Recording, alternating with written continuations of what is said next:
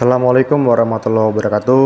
Halo guys, hari ini saya pengen memberikan powerful setup ya. Nah, tapi sebelumnya di sini saya ingin memberikan tips atau cara memetakan atau mapping. Ini adalah cara membuat mapping ya. Sebenarnya ini ilmu yang ada di grup VIP ya, tapi saya share aja di sini ya. Gak apa-apa lah. Yang pertama kita harus tandai market structure-nya. Market structure itu terdiri dari boss dan coach ya. Yang paling utama aja ya.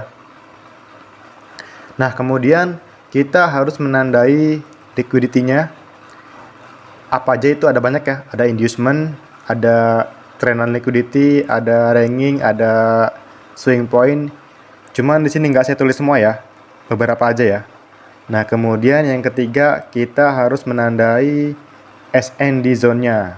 Karena untuk menandakan SND zone-nya kita nanti akan tahu di mana kita akan entry-nya. Nah, yang terakhir adalah kita menandai zone entry kita. Dalam tren naik, kita akan menandakan zone entry buy kita. Untuk tren yang lagi turun, kita akan menandakan entry sell kita. Oke, kita mulai aja ya, langsung. Ini adalah setup saya ya, yang sangat powerful. Saya jelaskan dulu ya ini ya. Sebentar. Ini bos, tolong disimak ya, ini sangat penting sekali. Tadi malam saya profit di EuroJPY menggunakan setup ini ya. Ketika terjadi bos seperti ini ya, seperti ini. Ketika ini low di break oleh high ini ke bawah, ini adalah strong high, membentuk bos ketika di break. Nah, kemudian dia pasti akan pullback ke supply ya. Nah, tapi sebelum pullback ke supply, dia di sini malah membentuk banyak sekali liquidity. Dan di sini juga dia meninggalkan imbalance, oke? Nah, area ini harus kita hindari. Kita tidak akan entry di area ini. Karena bahaya. Kalaupun entry di sini ada triknya lagi. Triknya adalah trik scalping. Dan trik itu lumayan trik yang beresiko. Nah, ketika dia membentuk liquidity, di sini dia men-swap liquidity ini, dia turun lagi men-swap liquidity ini, dan dia naik men-swap semua liquidity ini ya. Karena ketika naik ke sini pasti akan banyak orang yang sell di sini nih ya. Dia masang SL di area ini, kemudian kemakan ya, dia naik ke sini. Nah, supply ini adalah area supply sesungguhnya ya, area sell kita. Nah, sekarang saya akan berikan contohnya di pair EuroJPY ya.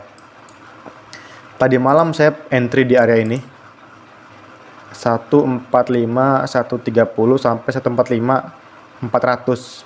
Semalam saya melakukan sniper entry ya, tanpa floating. Nah, di sini kita lihat ya. Sebentar, di sini ada bos. Saya lupa nandainnya ya. Di sini ada bos. Ntar kita copy bosnya. Nih ya. Nah, dia akan pullback ke supply nih, akan pullback ke supply. Akan pullback ke supply ini. Nah, tapi sebelum dia pullback, nah di area ini ya, di area ini membentuk banyak sekali liquidity. Ini ya, yang ini adalah liquidity trendline ya. Ini juga sama. Ini dia trendline turun. Kalau yang ini dia trendline-nya naik. Nah, kemudian di sini ya, seperti yang tadi ya, dia membentuk ranking liquidity. Dia turun men-swap liquidity ini, dia naik men-swap liquidity ini, dan dia turun lagi ya, membuat tipuan turun. Kemudian dia naik lagi men-swap liquidity yang ini. Oke. Nah, kemudian ketika naik ini di area ini apesnya lagi ya, dia juga malah membentuk liquidity area ya. Kenapa gitu?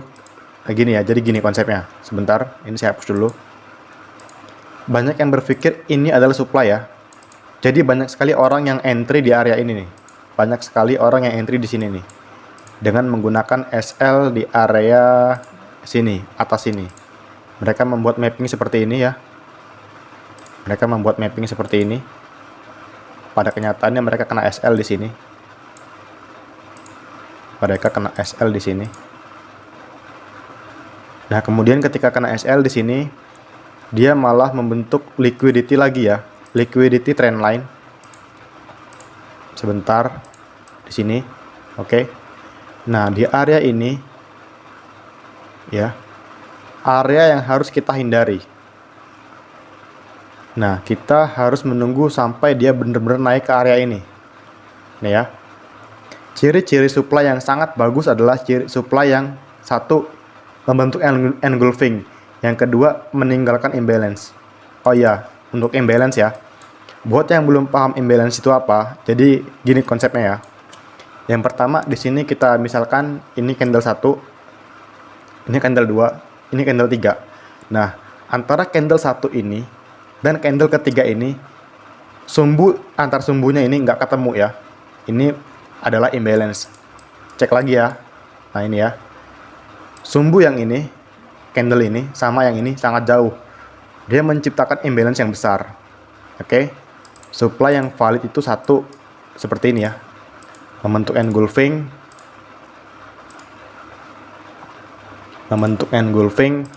kemudian menciptakan imbalance yang kuat. Ini adalah ciri-ciri supply yang sangat bagus untuk kita entry. Oke.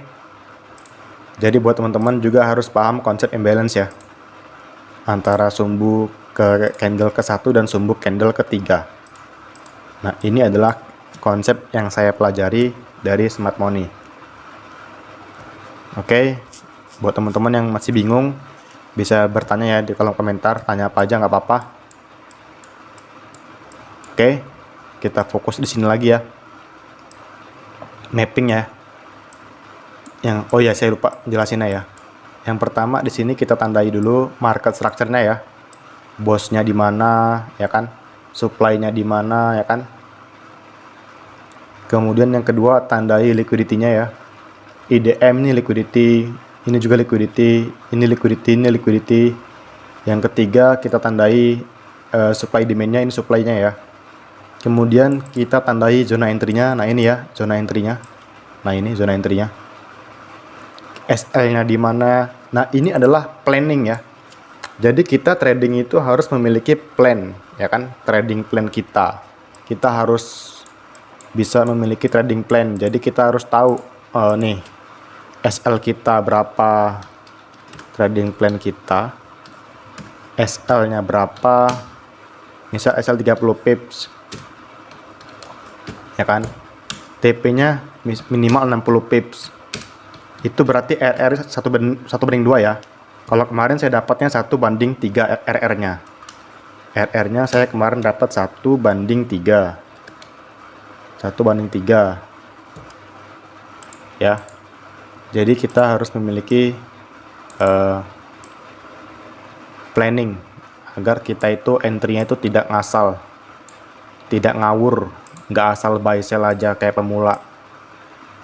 Ini video ini untuk pemula ya, untuk para pemula yang belum paham bagaimana caranya membuat mapping. Di sini saya jelaskan lagi supaya teman-teman semua bisa entry dengan baik, bisa menggunakan resiko dengan baik, bisa mengatur money management dengan baik. Oke guys. Imbalance. Itu kan imbalance. Bang, kalau misalnya balance gimana Bang kalau balance? Kalau balance seperti ini ya. Kalau balance itu dia sumbunya antar sumbu itu ketemu ya. Sebentar, saya buatkan dulu contohnya. Ini sumbu ke-1. Sumbu ke-1. Nah, sumbu ke-2 ya. Ini ketemu dia. Sebentar. Nah, ini ya. Antara sumbu yang ini ke-1 ini sama ketiga ini dia bertabrakan, dia ketemu. Ini artinya balance ya. Kalau ini imbalance. Jadi kita harus tahu dari hal simpel seperti ini ya. Meskipun terlihat remeh tapi ini penting sekali ya. Jadi teman-teman semua harus paham mengenai balance, imbalance. Oke. Saya rasa itu saja ya. Buat teman-teman yang pengen bergabung di grup VIP, bisa kontak saya di WhatsApp di deskripsi. Yang pengen sinyal bisa juga belajar. Oke guys, itu aja ya. Semoga teman-teman semua senang dengan video ini dan bermanfaat. Jangan lupa subscribe dan komentar ya. See you guys.